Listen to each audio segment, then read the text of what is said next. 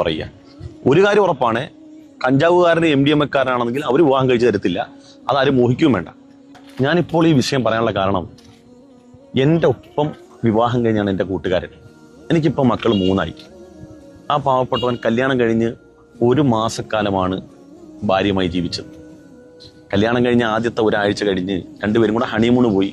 താമസിച്ച ഹോട്ടലിൽ ആ പെൺകുട്ടി ഫ്രഷ് ആകാൻ പോയി. ഒരുപാട് വൈകിയാണ് വന്നത്.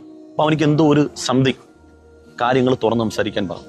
അപ്പോഴാ പെൺകുട്ടി പറഞ്ഞത് അവൾക്ക് വേറൊരാളുടെ ഇഷ്ടമാണ്. പക്ഷെ അവൻ പറഞ്ഞു, വിവാഹത്തിന് മുമ്പ് നമുക്ക് പലരോടും ഇഷ്ടവും കാര്യങ്ങളൊക്കെ ഉണ്ടാകും, അതൊക്കെ വിവാഹത്തോടു കൂടി അവസാനിപ്പിക്കണം എന്ന് പറഞ്ഞു.